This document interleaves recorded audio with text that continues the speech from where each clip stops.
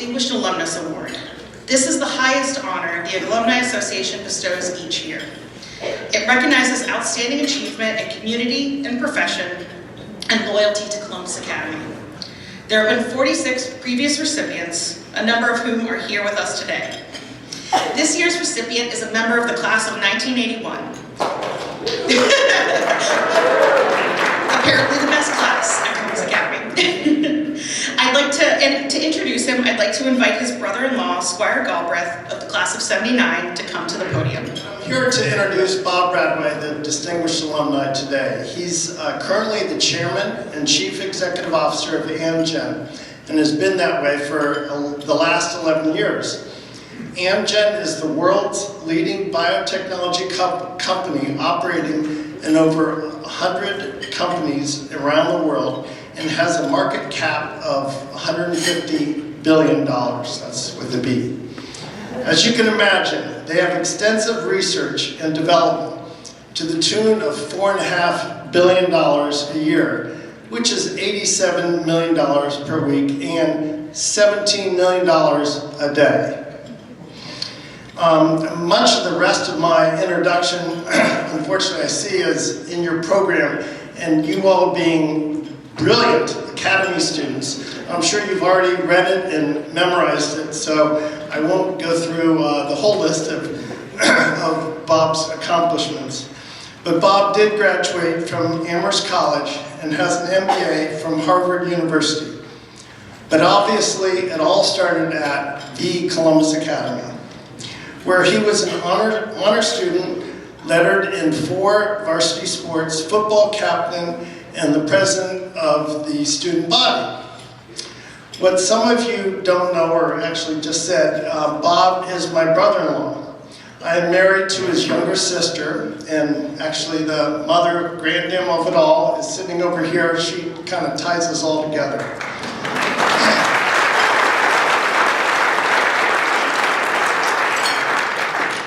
But beyond Bob's great business mind and leadership ability is a good and generous family man.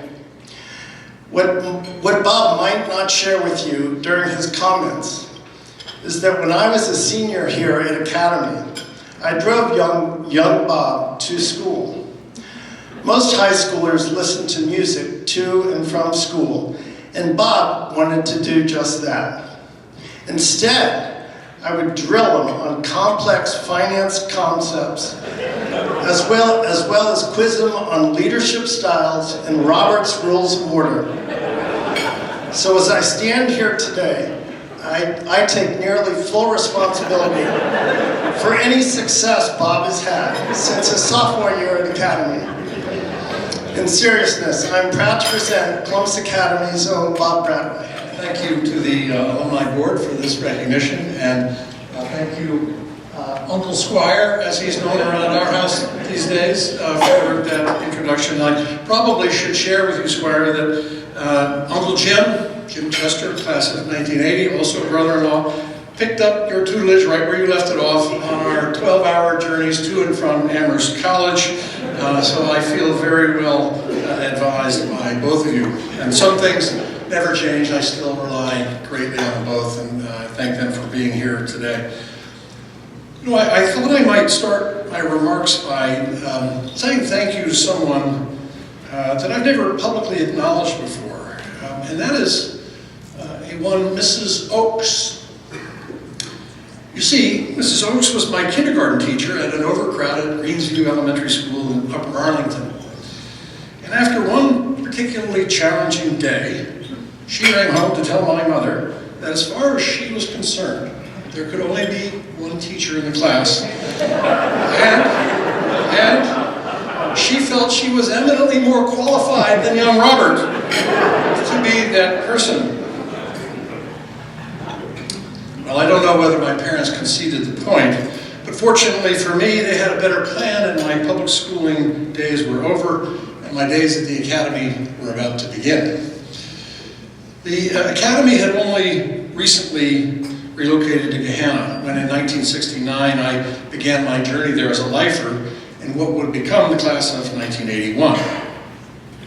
And as the first graduate from the Putnam to Bo Dixon transition, perhaps I can, or the first graduate, sorry, of that cohort to be recognized by this body, I thought I might offer a few reflections on life at the Academy for those of us in the class of 1981.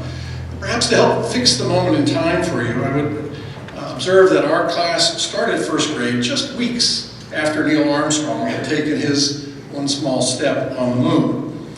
And I suppose that image had captured the imagination of us boys of the first grade, and few things were funnier to us at the time than invoking the idea of the man on the moon for any open-ended question that was posed to us. And when one particular classmate reached for that answer one too many times, it didn't take long for us all to discover that the eminently qualified teachers on Cherry Bottom Road came equipped with the tools necessary to keep control of the classrooms. The purpose of the classroom was learning, not clowning around. And discipline was dispatched swiftly at the Academy.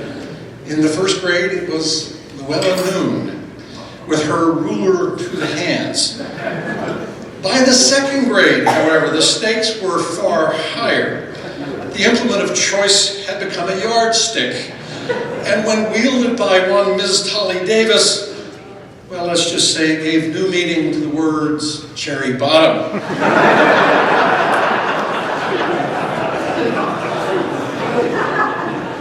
Fortunately, being the bright sparks that we were in the class of 1981, we figured it out pretty quickly and got on with the learning, with only the occasional course corrections required from Coach Stahl, or anybody remember that?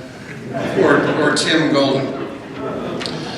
But the Academy experience obviously was not about discipline. It was about getting the best possible education.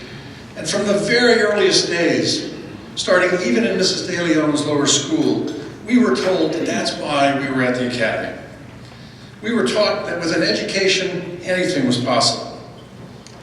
Horatio Alger and the American Dream were alive and well in the basement corridors of the lower school. And there was a natural order to it all.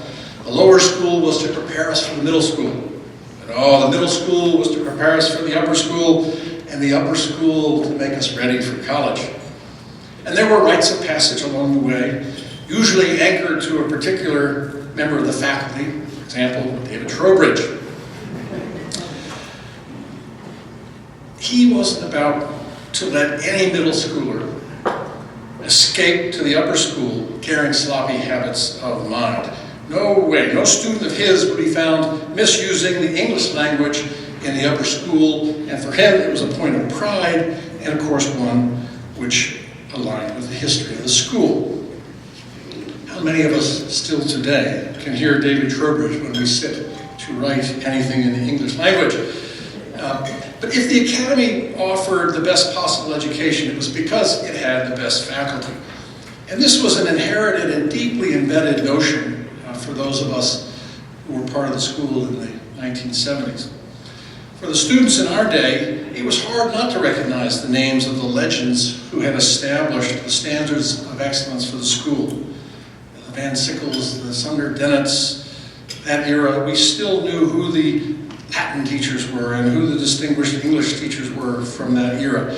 Even though we had never seen their faces or heard their voices, we recognized their names, and the teachers that we had recognized a responsibility to uphold the standards that those predecessors had set, whether we liked it or not. And some of the faculty, of course, that we celebrate today, like John Exline, I don't know whether Mr. Exline made it here today, but I'm delighted to see John Warren. John is another example of faculty members who returned having been inspired by some of the legends of the Academy. And that connection with the past and the commitment to excellence of the past is something that makes the Academy different and special. And the Academy, of course, is evolving with the times, and it has to.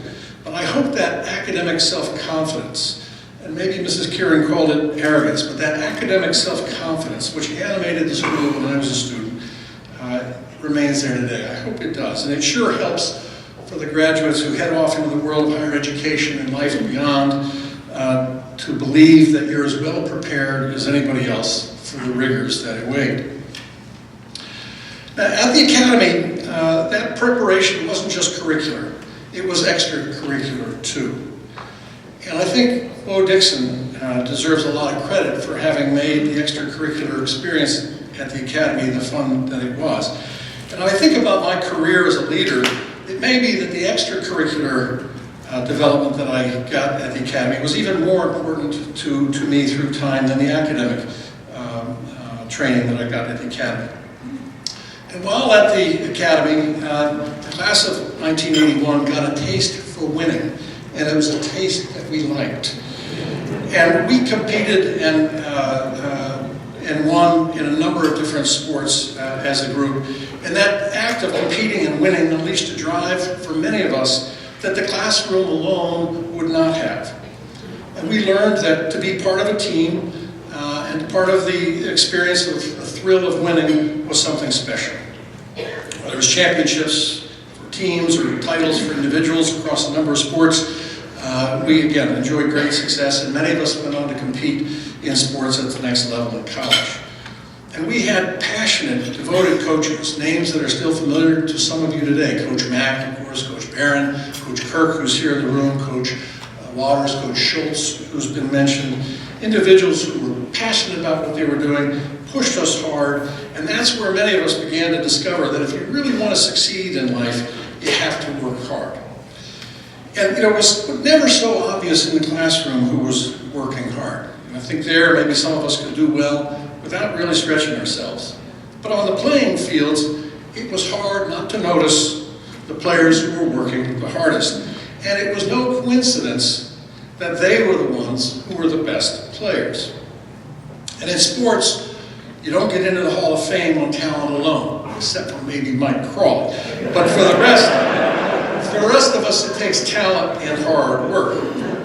And I didn't fully appreciate this as a student athlete, but fortunately I was lucky enough, as I set off in my career, to recognize that I was going to have to try to put in the effort in the way that I had seen some of my teammates do at the Academy all those years ago. And it's certainly been true in my experience in business that you don't get to the top of whatever it is you want to do if you're not prepared to put in the work. I journeyed through the Academy with a group of classmates whose support and friendship remained very important to me. And we came together from all different parts of the city. We had diversity at a time when the public schools around us did not. We were better for it then and now. And for all of our differences, however, we were brought together by one common thread, and that was our families and the value that they placed on the importance of education and their willingness to make sacrifices of their time and treasure so that we could get the very best possible education. How lucky were we? And how grateful are we?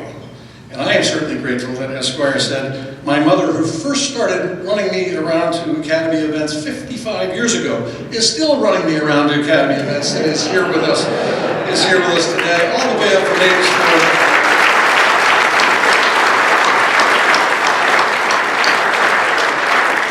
Very special. Thank you, Mom, for being here and for having had the wisdom to direct me to the Columbus Academy all those years ago. And as I wrap up, I just want to shift gears for a moment. As Squire said, Amgen is a world leader in biotechnology, and I'm really excited that we're building a presence here in Columbus. And the pace of change in our field right now is extraordinary, and the future is really bright. And I'm glad that Columbus will be a part of it. And more generally, I wanted to share that I'm optimistic about the future of this city. And I say that not just as a native son, but also as a California-based CEO who recognizes, as my friends at Google and Facebook and of course Intel do, that Columbus, unlike our communities in California, remains a supportive community for business and a community in which a diverse talent pool is available and suited to the high-tech roles that we're creating here. I think that bodes well for the next generation of families in Columbus, and what's good for Columbus must also be good for the Columbus Academy. So I'm optimistic for the future of the Academy. And my wife, Michelle, and my children, William, Daisy, and I, with my mother, had an opportunity yesterday to visit the Academy. I hadn't been back to the campus in many years, and Melissa and Eric very graciously shared a tour of the campus with us. And I must say, we left feeling like The Academy's in great hands. I congratulate you, Melissa, and your team for the great work that you're doing at the Academy, and feel very encouraged about the future of the institution, the class of 24, and those who are following behind you. And I just want to share one final thought. As I pulled into the garage here this morning, I got a text message from one Bo Dixon. And in his text message, he said something, I'm not going to tell you exactly what he said, but it was directed to the class of 1981, and it said something about painting a bridge. Something about painting a Go Vikes on a bridge. Now, I don't know how he knew, guys. I have no idea how he found it. But somewhat to my shock and horror later in life, I was serving on the board of a railroad company called Norfolk Southern. And I was serving on that board with a fellow classmate from the Columbus Academy class of 1981. When we learned that that bridge that the class of 81 and maybe a few others in the room painted was owned by the Norfolk Southern Railroad, it was a small problem that our secret is out. So anyway, in the spirit of Mr. Dixon's text from this morning, Hail Academy, go Vikes. Thank you.